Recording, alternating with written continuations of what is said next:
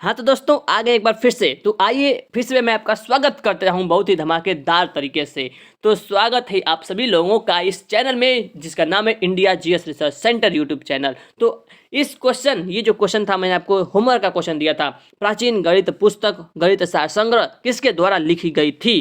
तो दोस्तों इसका राइट आंसर है ऑप्शन नंबर बी, महावीराचार्य के द्वारा लिखी गई थी। बहुत ही इंपॉर्टेंट क्वेश्चन था, 2018 में पूछा गया था यूपी पुलिस कांस्टेबल में। ठीक है, तो देखते हैं इसका डिटेल में अध्ययन करते हैं हम लोग। 9वीं सदी के महान गणितज्ञ महावीराचार्य ने गणित सार संग्रह लिखा, जिसमें उन्होंने लघुत्तम समापवर्तक निकालने के प्रचलित तरीकों का वर्णन किया है। भास्कराचार्य ने क्या किया था।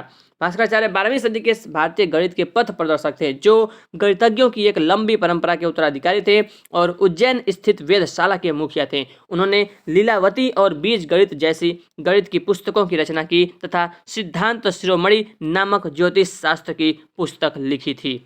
ठीक है, अगला क्वेश्चन देखते हैं। क्वेश्चन नंबर 242, निम्न में से पंजाब का कौन सा प्रसिद्ध वाद्य यंत्र लकड़ियों की कई छड़ियों से मिलकर बना होता है। ऑप्शन सी चिक्का। ऑप्शन सी चिक्का। ठीक है, चिक्का पंजाब का प्रसिद्ध वाद्य यंत्र है। यह लकड़ियों की कई छड़ियों से मिलकर बना होता है। ठीक है, क्वेश्चन नंबर 243, अपनी कृति पृथ्वीराज रासो में पृथ्वीराज चौहान के वीरतापूर्ण कार्यों का उल्लेख किसने किया है। ऑप्शन बी, चंदबरदाई ने किया है। आइए इसको डिटेल में देखते हैं। पृथ्वीराज रासो हिंदी भाषा में लिखा प्रथम महाकाव्य है, जिसमें पृथ्वीराज चौहान के जीवन और चरित्र का वर्णन किया गया है। इसका रचयिता चंदबरदाई पृथ्वीराज के बचपन के मित्र और उनके राज कवि थे। उनकी युद्ध यात्राओं के समय वीर रस की कविताओं से सेना को प्रोत्साहित भी करते थे। अगला क्वेश्चन देखते हैं। क्वेश्चन नंबर 244, मथुरा कला विद्यालय डेडेस के काल में जो है अपने शीर्ष पर था। तो मथुरा कला विद्यालय ऑप्शन बी, कुषाण काल के दौरान जो है अपने शीर्ष पर था। ठीक है, आइए इसको डिटेल में पढ़ते हैं। कुषाण शासकों ने पहली शताब्दी से लेकर 175 ईस्वी के बीच उत्तरी भारत के एक विशाल क्षेत्र पर शासन किया। मथुरा कला परंपरा इस अवधि के दौरान विकसित कला परंपराओं में से एक थी। यह कला गंधार परंपरा से भी प्रभावित थी, जो कि इसकी मूर्तियों में दृष्टिगोचर होता है। इस कला पद्धति ने बुद्ध को एक त्रिआयामी प्रभाव और उत्साही स्वरूप प्रदान किया। ठीक है ना, तो याद रखिएगा मथुरा कला विद्यालय जो है कुषाण काल के दौरान अपने शीर्ष पर था। ठीक है, अगला क्वेश्चन देखते हैं। किस राज्य में महिलाओं का मुख्य वेश साड़ी नहीं है। उत्तर प्रदेश, पश्चिम बंगाल, अरुणाचल प्रदेश या फिर आंध्र प्रदेश। दोस्तों ये यूपीपी कांस्टेबल मेन में पूछा गया 2014 में। तो किस राज्य में महिलाओं का मुख्य वेश साड़ी नहीं है, तो आइए देखते हैं तो क्या है। ऑप्शन सी पढ़ते हैं इसको। अरुणाचल प्रदेश की महिलाओं की मुख्य वेशभूषा साल, स्कर्ट, कमीज बिना कॉलर वाली तथा ऊपर से आस्तीन धारण करती हैं। कमर पर एक कपड़ा बांधती हैं जिसे मुसैईक कहा जाता है। इसके विपरीत अन्य राज्य जैसे कि उत्तर प्रदेश, पश्चिम बंगाल, आंध्र प्रदेश की महिलाओं का मुख्य परिधान साड़ी होती है। ठीक है ना, तो याद रखिएगा अरुणाचल प्रदेश की महिलाओं का जो है मुख्य वेशभूषा जो है वो साड़ी नहीं है। क्या है, साल स्कर्ट है, स्कर्ट बिना कमीज बिना कॉलर वाली और ऊपर से आस्तीन धारण करती हैं। ठीक है, अगला क्वेश्चन देखते हैं। चरकुला नृत्य किस राज्य से संबंधित है। तो चरकुला ऑप्शन से उत्तर प्रदेश से संबंधित है। ठीक है, यहाँ पर देखते हैं चरकुला नृत्य उत्तर प्रदेश से संबंधित है। यह ब्रज क्षेत्र वासियों द्वारा किए जाने वाला है। इस घड़ा नृत्य में बैलगाड़ी अथवा रथ के पहिए पर अनेक घड़े रखे जाते हैं, फिर उसे सिर पर रखकर नृत्य किया जाता है। ठीक है, अगला क्वेश्चन देखते हैं। सुविख्यात सूर्य मंदिर किस स्थान पर निर्मित है। खजुराहो, आबू, कोणार्क या फिर धारचूला। तो ऑप्शन सी कोणार्क। ठीक है फ्रेंड्स, ये सबको पता होगा। आइए इसके बारे में डिटेल में देखते हैं। कोणार्क का सूर्य मंदिर भारत के उड़ीसा राज्य के पुरी जिले के कोणार्क कस्बे में स्थित है। ठीक है ना, उड़ीसा राज्य के पुरी जिले में कोणार्क कस्बे में स्थित है। इसे लाल बलुआ पत्थर एवं काले ग्रेनाइट पत्थर से 1236 से 1264 ईसा पूर्व में गंग के राजा नरसिंह देव प्रथम द्वारा बनवाया गया था। इसे यूनेस्को ने सन 1984 में विश्व धरोहर स्थल घोषित किया। कलिंग शैली में निर्मित यह मंदिर सूर्यदेव के रथ के रूप में निर्मित है। यह मंदिर भारत के सबसे प्रसिद्ध स्थलों में से एक है। इसे ब्लैक पैगोडा के नाम से भी जाना जाता है। अति महत्वपूर्ण क्वेश्चन है। ठीक है ना, याद रखिएगा कि 1236 से 1264 ईसा पूर्व के मध्य बनवाया गया था। नरसिंह देव प्रथम द्वारा बनवाया गया था। ठीक है, अगला क्वेश्चन देखते हैं। कथकली निम्नलिखित में से कौन से राज्य का शास्त्रीय नृत्य है। कथकली सब लोग जानते होंगे, ऑप्शन ए केरल। डिटेल में पढ़ते हैं इसको। कथकली केरल राज्य का प्रसिद्ध शास्त्रीय नृत्य है। यह केरल की योद्धा जनजाति नायर में प्रचलित है। इसकी पुनर्स्थापना का श्रेय बल्लथोस नारायण मेनन को है। इसमें नृत्य और संगीत का अनोखा मिश्रण होता है। इसके प्रमुख कलाकार कृष्णनंदन कुट्टी, शंकर कुरूप, शांताराव, शंकरन, नंबूदरिपाद, मृणालिनी साराभाई, आनंद शिवरामन जी आदि हैं। ठीक है ना, तो याद रखिएगा कथकली से संबंधित है। अगला क्वेश्चन है, राष्ट्रीय मानव संग्रहालय कहाँ पर स्थित है?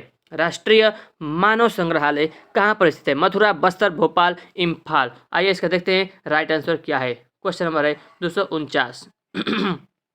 ऑप्शन सी दोस्तों, इंदिरा गांधी राष्ट्रीय मानव संग्रहालय भोपाल मध्य प्रदेश में स्थित है। इसका उद्देश्य भारत के विशेष संदर्भ में मानव तथा संस्कृति के विकास के इतिहास को प्रदर्शित करना है। ठीक है, अगला क्वेश्चन देखते हैं। दोस्तों अगला क्वेश्चन है कि 13वीं सदी में सामान्य संस्कृति की जड़ भाषा रही है। सामान्य लोगों की भाषाओं में से एक भाषा दो अन्य भाषाओं का एक मिश्रण थी, वह कौन सी भाषा थी? तो ऑप्शन नंबर देखते हैं बी, हिंदुस्तानी। ठीक है, देखिए 13वीं शताब्दी में सामान्य संस्कृति की जड़ भाषा रही है। सामान्य लोगों की भाषाओं में हिंदुस्तानी भाषा हिंदी और उर्दू की मिश्रित भाषा थी। ठीक है, अगला क्वेश्चन देखते हैं। देखिए, निम्नलिखित में से कौन सा युग्म कुंभ मेला पर्व और उसके समय अंतराल के बीच सुमेलित नहीं है? ठीक है, पहला दिया है अर्ध कुंभ प्रति 6 वर्ष, तो ये तो सही है। कुंभ मेला हर दूसरे वर्ष।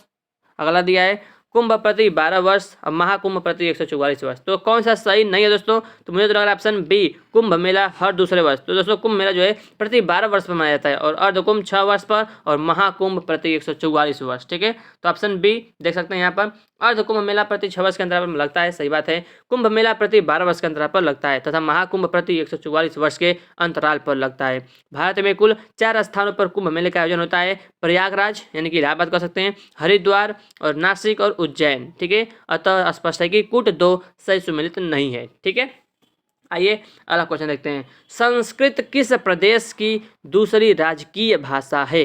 संस्कृत किस प्रदेश की दूसरी राजकीय भाषा है दोस्तों? तो ऑप्शन नंबर डी, उत्तराखंड की है। ठीक है ना, संस्कृत उत्तराखंड राज्य की दूसरी राजकीय भाषा है, जबकि उत्तर प्रदेश की दूसरी राजकीय भाषा उर्दू है। ठीक है, अगला क्वेश्चन देखते हैं। दिलवाड़ा का जैन मंदिर है कहाँ पर स्थित है? ऑप्शन ए लग रहा है दोस्तों ए, माउंट आबू में अरावली पर्वत पर स्थित है। यहाँ पर पढ़ लेते हैं। सोलंकी शासक भीमसेन प्रथम के मंत्री विमल शाह ने दिलवाड़ा के जैन मंदिर का निर्माण माउंट आबू में अरावली पर्वत राजस्थान पर करवाया। ठीक है, यह ग्रेनाइट के काले संगमरमर पत्थरों से बना मंदिर है। ठीक है, अगला क्वेश्चन देखते हैं। संत कबीर दास की समाधि स्थित है, तो कहाँ स्थित है? Option B, Maghar. देखिए, संत कबीर दास की मृत्यु मगहर में हुई। उस समय मान्यता थी कि मगहर में व्यक्ति की मृत्यु हो तो व्यक्ति को नरक मिलता है, जबकि काशी में मृत्यु होती है तो स्वर्ग प्राप्त होता है। ठीक है, तो याद रखिएगा। अगला क्वेश्चन देखते हैं 255 नंबर का। हमारे राष्ट्रीय चिन्ह के नीचे आदर्श वाक्य क्या है? दोस्तों क्या है? ऑप्शन सी, सत्यमेव जयते, यानी कि सत्य की हमेशा विजय होती है। ठीक है, अब देखिए पढ़ते हैं डिटेल में। भारत का राष्ट्रीय चिन्ह सारनाथ स्थित अशोक के स्तंभ के शेष भाग की अनुकृति है।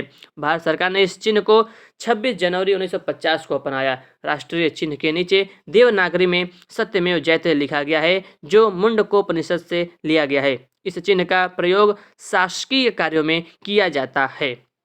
ठीक है, अब दोस्तों अगला क्वेश्चन क्या है?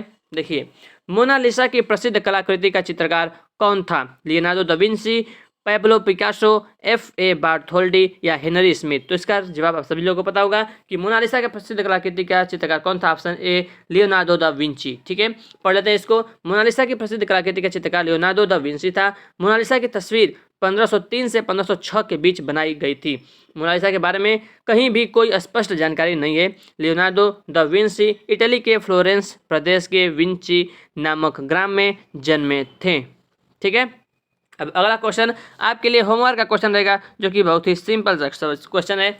भारत का राष्ट्रीय पशु है दोस्तों, भारत का राष्ट्रीय पशु कौन है? गाय, बाघ, चीता या फिर डी, हाथी? तो आपको ये क्वेश्चन पूछा गया था। देखिए, यूपीएसआई प्री 2011 में क्वेश्चन पूछा गया था, भारत का राष्ट्रीय पशु कौन है? आप इसका राइट आंसर कमेंट बॉक्स में जरूर बताइएगा कमेंट करके। ठीक है फ्रेंड्स, तो आशा करते हैं कि आपको ये वीडियो भी धमाकेदार लगा होगा और नए नए क्वेश्चंस आपको देखने को मिले होंगे। ठीक है फ्रेंड्स, तो आपको अपनी तैयारी को ज़बरदस्त करिएगा और अच्छे से एग्जाम दीजिएगा। ठीक है फ्रेंड्स, तो मिलते हैं आपसे नेक्स्ट वीडियो में नए नए धमाकेदार क्वेश्चन के साथ, और आपसे मैं विदा लेता हूँ। दोस्तों अपना ख्याल रखिएगा और अपना व्यवहार ऐसे करेगा कि कोई आपसे जो है दुखी न रहे। ठीक है ना, तो मिलते हैं फ्रेंड्स आपसे अगले वीडियो में, तब तक के लिए जय हिंद, जय भारत, वंदे मातरम।